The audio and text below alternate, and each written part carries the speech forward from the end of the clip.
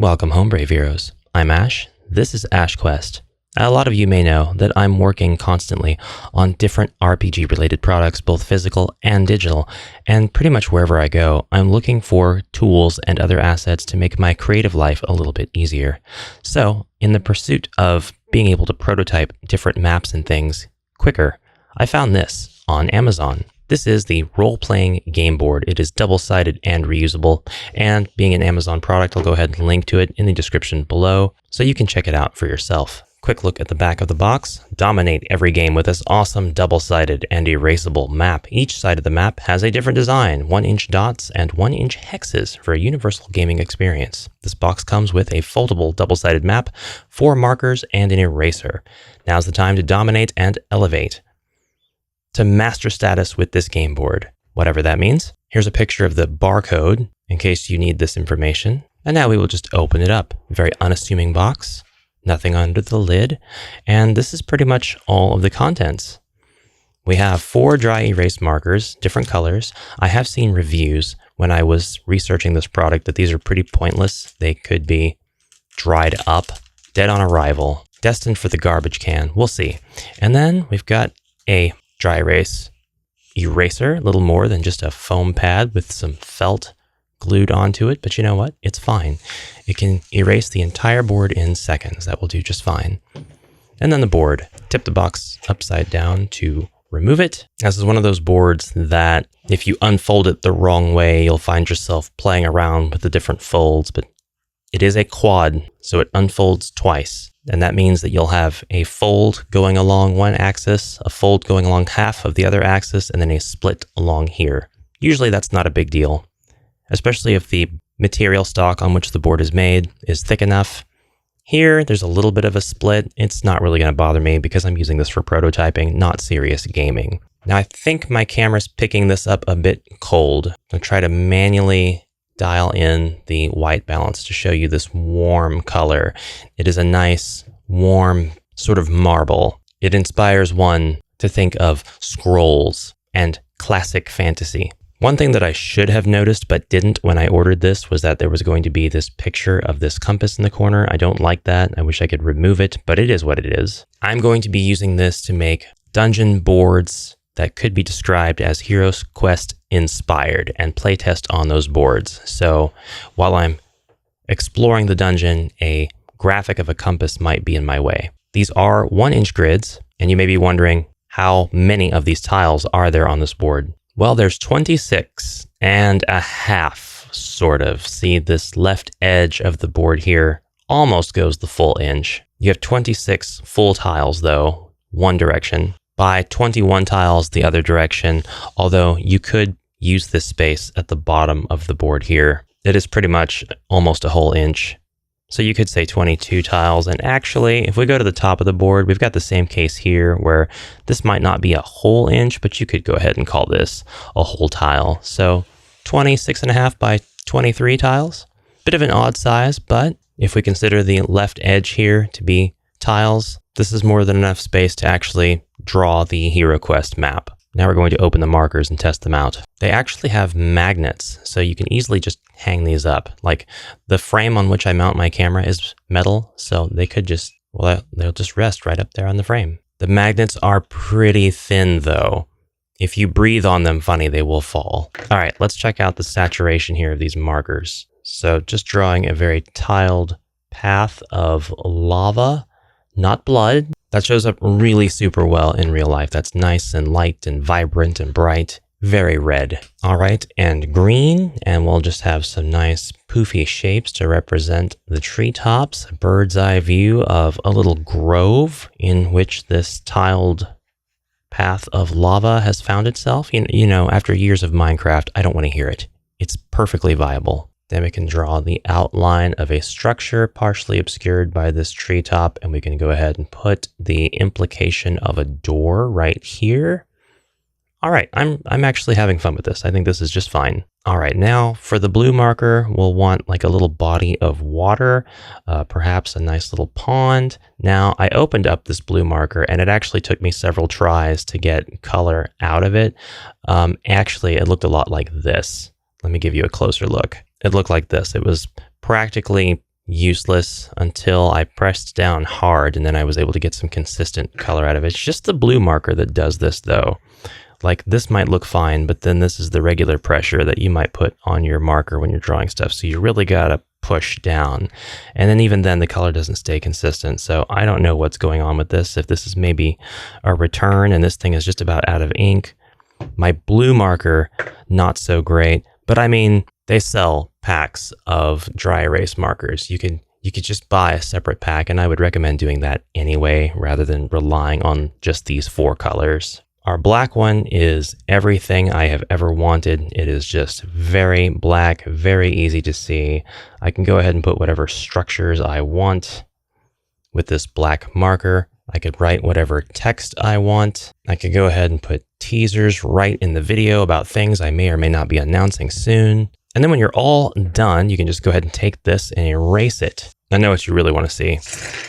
HeroQuest. You're like little HeroQuest piggies. You all want to see HeroQuest all the time. Oink, oink, oink. I mean, that's me. That's me too. Plus, I'm kind of like the HeroQuest farmer. I'm the HeroQuest pig farmer. Oh, what am I doing?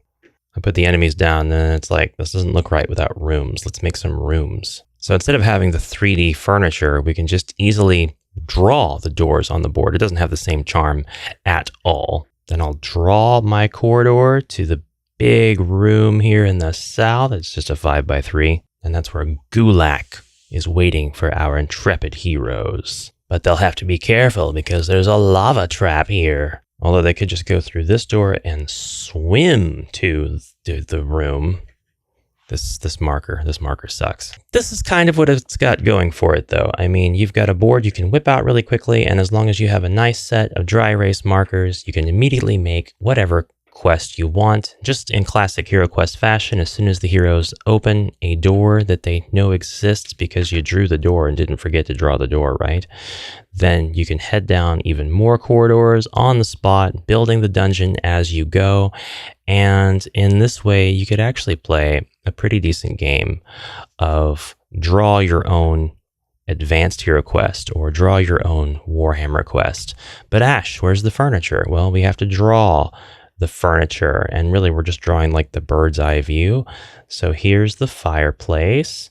Yeah, you can tell that that's a fireplace. The advantage being we are not tethered by any board whatsoever. I mean, we're tethered by the extreme limits of this board's cardinal directions, but other than that, this pit room can go right here, and it can have a corridor all the way around it.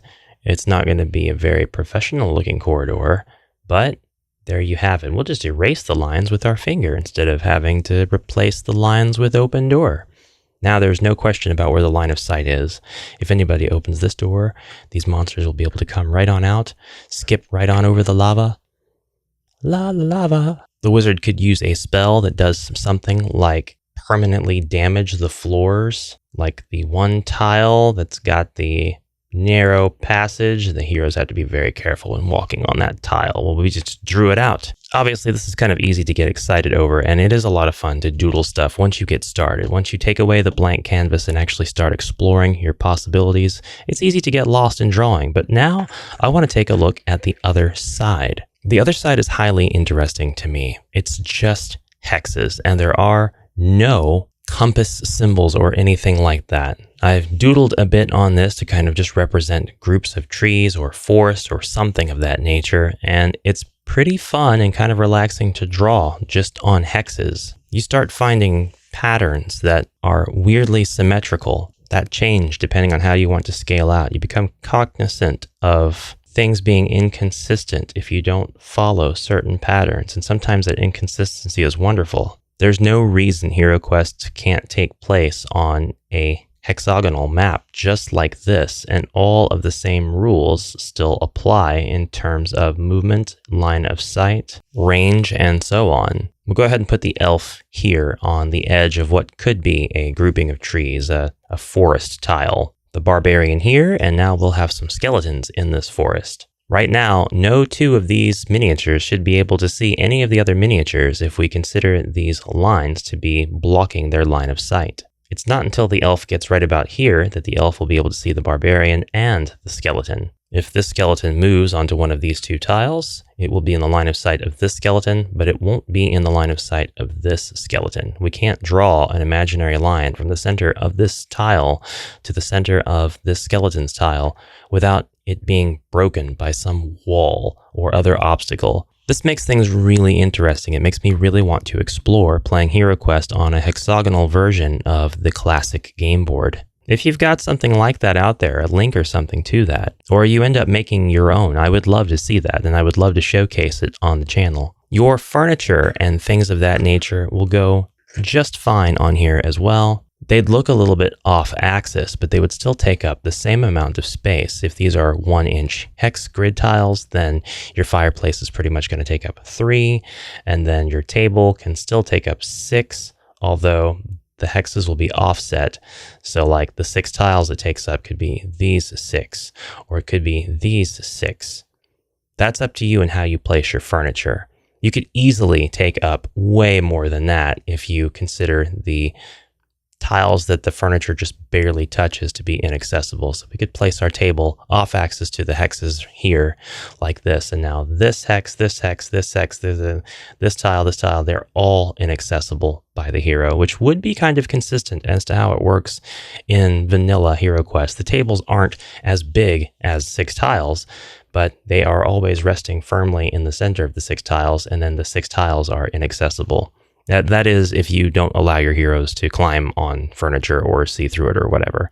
I know that there's a little bit of contention on that. Each of these dry erase markers has its own eraser at the tip as well, so you can do more precise erasing. You don't have to rely on the big, bulky eraser. I really want to save this map configuration for some notes that I want to take, so I'm making sure to repair any of the lines that I accidentally damage. I think this is fascinating.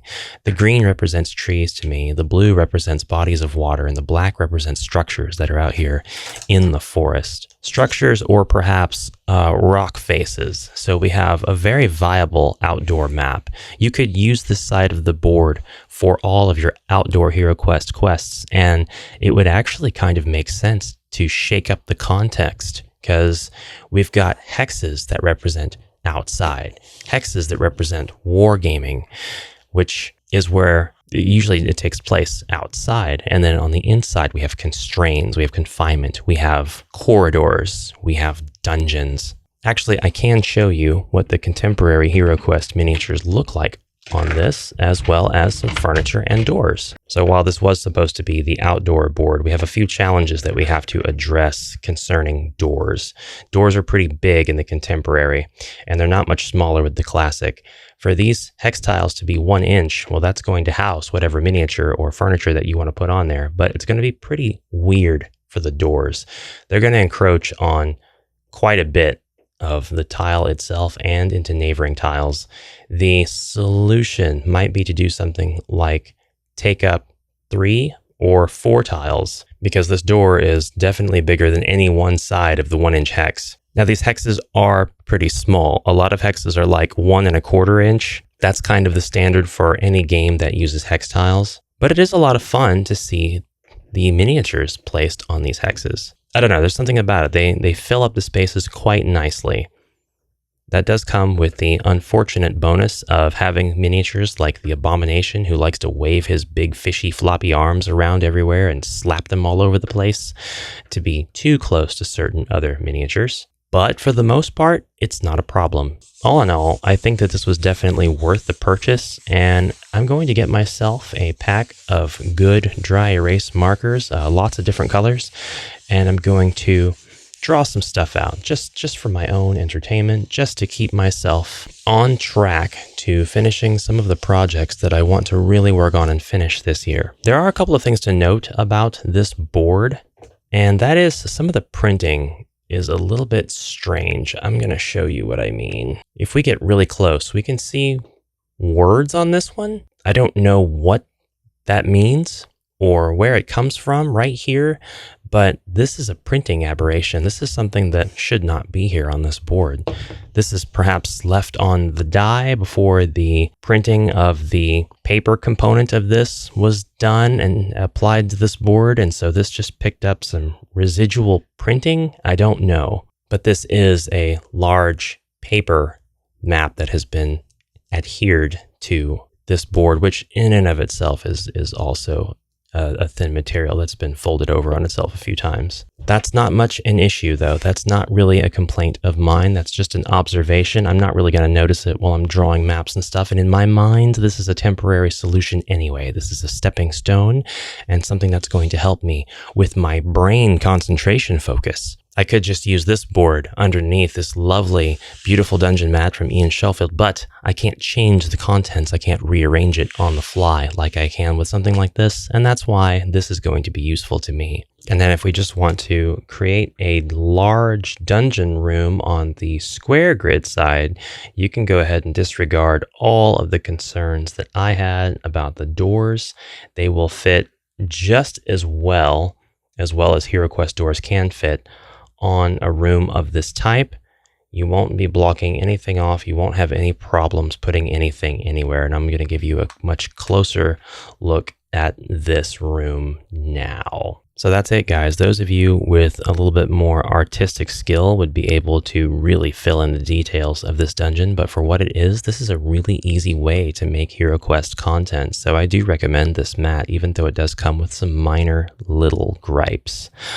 Thank you all very much for watching. I hope you enjoyed this video. Please feel free to comment anything you like down below. And if you want to support the channel, go watch another video because that's how all this YouTube stuff works. I've been Ash, I will be Ash, and bye for now.